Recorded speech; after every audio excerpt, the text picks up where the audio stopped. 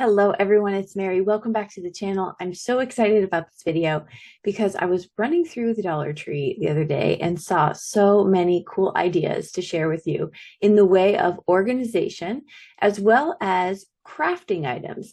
So it's a compilation video. I hope you enjoy it and I hope it helps you think outside the box and also save a few bucks. So let's get into it.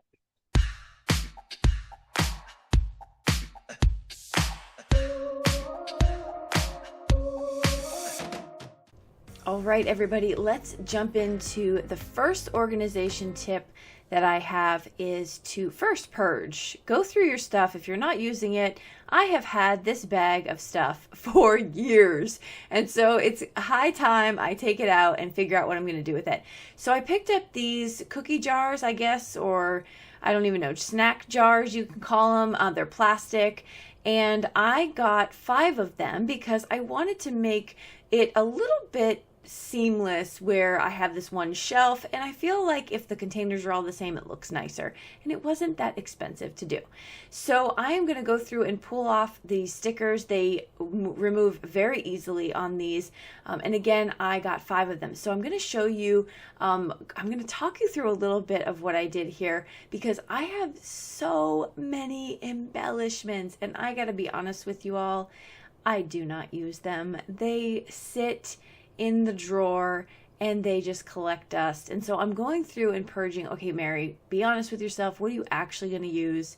Keep that, and then you got to get rid of it. So somebody at the local thrift store is going to be super happy. What I'm going to do right here is pull out these little envelopes that I have, and I'm going to transfer some of these old packages into this new envelope. Now I'm laughing because I don't know what I was thinking, but yeah, this isn't gonna work. So pouring them straight in does not work, folks. And so I figured you might want to see that replay right there and slowed it down for you a little bit. Nope, didn't get hardly any of them into the bag. So I'm gonna make my second attempt at pouring in some of these stars with my bare hands, and that doesn't go over so well. So maybe if they're colored embellishments, maybe that will go well into the bags. No, none of this is going well. All right, so what's my next tip? I got these little scoops from the serving section over at the Dollar Tree, and they work like a charm. So I'm just going to pour them in, and honestly, I didn't keep all of this stuff, like these hearts right here. I'm not going to use that whole bag. Quite honestly, check back with me in about a year. I probably won't use this little bag. However, that's how I did it. All right, so I'm moving on to my second one here, and I decided that I love using twine. I just don't see it because it's in that drawer sitting over there all by its lonesome. So I'm going to put twine into one and 550 cord, at least that's what we called it in the military, 550 cord. And then I'm going to fill another one up with some washi tape. And it's just really just kind of seeing it, putting it out into the open so I can actually use them. And then that last one was just like my discs for my disc bound planner. All right, I had to show you all this because I feel like we're family here. So I poured all of this out onto my my surface, and look at all of the stuff that I don't use. I decided to keep some eyelets, some brads, and some very, very few things in there. And then the rest got donated. All right, so here it is on my shelf, all cute and looks together and looks, you know, all coordinating. The Dollar Tree also has other containers that you can use for embellishments or things like that. If you wanted to buy them and have separate small little containers, you can do that. So check out your local Dollar Tree. Okay, so the next thing that I'm going to talk about is having a little trash can on your crafting surface. I always find that helpful. And so with this, I'm going to add this little sponge holder, add a little water to it. They're suction grips, and then I'm going to place it at the bottom. If you place it too high, it's going to fall over. So I placed it at the bottom. Now, why did I do that? Because oftentimes I will place my sponge or my chamois on my surface and it'll get all over my project. So here I'm just going to separate them and keep it right up in there off of my work surface, and so it is out of the way. And so that is going to be a project saver, I already can tell you. So that's my next trick. All right, let's move on to transferring what I'm going to be doing here with these little containers. I'm going to be transferring some embossing powder into them. Now, I used to have a system where I had open drawers, and that was really, really convenient. Only I think that the embossing powder went bad a little bit faster. Not too fast, but a little bit faster. So what I'm going to do is I'm going to transfer from these little bottles, because what I have to do with the bottles is I have to put down a, what is this called, a filter. And I have to pour it over the filter and then pour it back into the container. So I want to save a step here and pour them all into these little containers. So here's a pro tip. Go ahead and use your anti-static powder tool to kind of get some of that static out of the container and then pour in your embossing powder. That's going to help just a little bit. Not a necessary step, but just something extra. I'm going to reuse my labels here, so I'm peeling them off of the jars. If you're wondering where I got those jars, I got those from the thrift store. They were super cute and I loved them, but you can't see them. They're kind of tucked away, so they're not really as functional for me as I would like. These little containers here are, and right now the Dollar Tree has them for 3 for $1.25 instead of 2 for $1.25. So let me show you how this works when you're actually trying to pour on powder to your project. So you can just go little by little to each section. Now I have a lot of embossing powder colors, so I'm looking at about 9, and so that's why the smaller containers were better. You can have the bigger containers if you find that to be more functional even for you, but I really liked this idea. See, I have the white and the gold in the large because I use that quite a bit. All right, let's go back to the Dollar Tree and pull out this hardware storage case. Now, I thought this was going to be really good to kind of consolidate a lot of my embellishments that I just have laying around. And so that's what I'm going to do today. I would not recommend that you pour your embellishments in here and then toss it around your craft room. I'm not quite confident that it's not going to pop open. So that's something to consider. But once you get your embellishments in there, what you can do is put maybe a rubber band around it just to keep it closed in case you are on the clumsy side. But it does latch closed and I didn't find any issues with that. So what I did here was pour both embellishments in there, close the lid, and then I wanted to see how much they moved around. So I kind of flipped it upside down and kind of did a little twirl about, and it looks like they don't move that much. So I would say a couple of the silvers got stuck maybe in the back of the lid, but beyond that, they stayed put. And then I can just scoop out what I need, put it in the lid, pick it up with my picker tool, and it's a good deal. I thought this was great. I really like having them all in one place. So if I'm making a shaker card, I can just kind of do the pour mix and get them all in there. So this was really cool. I wasn't quite sold on it, but yeah, I like it. I recommend it. I think it's good. And then so here you can just see I have like half jars, half bags full of embellishments. And so this was really just a great opportunity for me to just get them in there and just start using my stuff. I have these little star jars. Again, the jars themselves take up space. I feel like this one piece is flatter. It takes up less real estate from top to bottom. And so I'm a fan of this. I would put this on the recommendation list as far as the products go. So I get that all filled up. I'm going to close it up here. And then I just wanted to kind of show you when, of course, I remove that sticker off there. But then when you want to, you can just open it. You can even open it one-handed. And then you have your completed little package. All right, let's move on to the next one here. So I want to talk to you about more embellishments, but now we're going to take sort of a organization break and move into some crafts from the Dollar Tree. So I was really impressed with all the different embellishments that they had.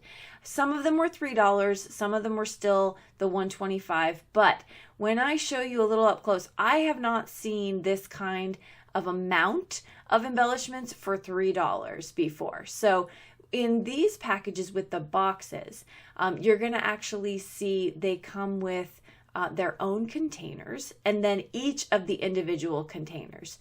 So these really would be actually kind of cool to transfer into the package I just showed you, or the storage container, just because they're easier and faster to get to.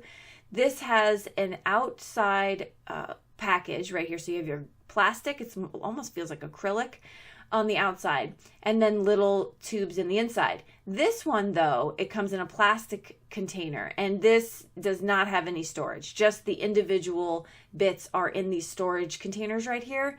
but they are so shiny. Like, I was really impressed. Look at these. They're so pretty. They're not necessarily embellishments I would put on top of a card because they don't have a flat back, but they are embellishments that I would put in a shaker. You better bet your bottom dollar. They are really, really cute. And so I was impressed with those. So each of those containers ran $3, I believe, at my local Dollar Tree. But I wanted to give you a little bit more of a close up so you can see they're really cute. They're unique. It's going to take me a while to get through those unless I'm just, making shaker cards by the dozen. All right, so a couple more close-ups. Now, let's move back to storage, and I want to talk about this container right here. My Dollar Tree doesn't have a lot of good storage. It's just hit or miss. I see these folks on YouTube, and I'm like, where is this Dollar Tree?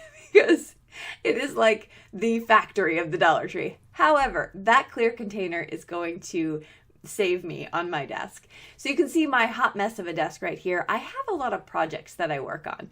And so I have them out, strewn about, and it's really kind of stressful. I don't like that. I like to have a clean surface, but I feel like I needed something to contain it. And this is the perfect size to contain my stuff. And so what I'm going to do is I'm going to use this container particularly for projects that I need to either work on upcoming, or I'm in the middle of some stamp sets, stencils, things like that, and I'm going to just place them all in there. Now, because I was inspired to pack up my little container, I was also inspired to clean up my surface. So that's what you see me doing here. Now I've got the mojo, I'm moving along, and so I'm just starting to put stuff away. But I really found this container was great. It really, just looks good. It looks good. It's off to the side. You can use these containers. They're very low, so they're not as high, and you could probably put multiples. You can stack them. So if your local store has those, I highly recommend them. $1.25. That was definitely worth the price. And they have the lid clicks right on the side, like the handles. So yeah, so I was impressed with that. And now I'm just going to show you what my desk looks like when it's all nice and clean, because I don't want y'all to think I'm a slob all the time, even though I know your desks are dirty too. All right, let's move into the next thing here. So less organization, but a little bit more of a crafting hack. If you don't want to spend a lot of money on a craft mat, this mat is great. Works for a lot of things. It's a cutting mat. They come in a 2-pack, and a couple things I like about it. I'm going to show you it ink smushes beautifully with my inks, but look, you can see through it. So if I did want to use the grid underneath this mat from my black mat, I can do so.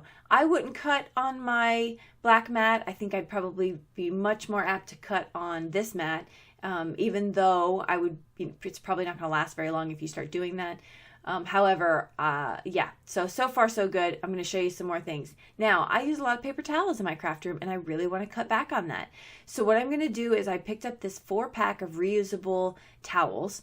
I'm sure you can't use them forever. However, I know I'm going to get a whole lot more use out of these 4 pieces because I'm going to cut down each of the 4 into 4.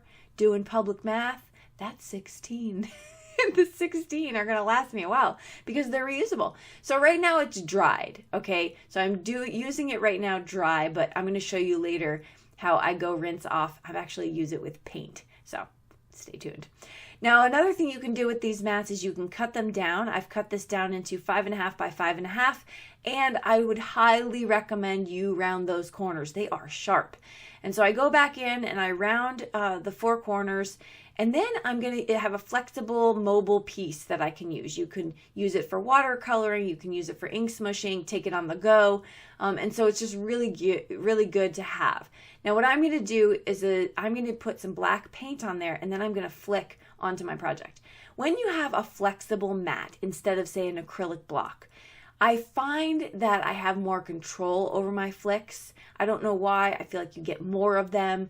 And so it's probably because you're able to get that, well, you really are getting that flicking motion with that flexibility in there. You guys can't see me, but I'm like, moving my wrist in such a way.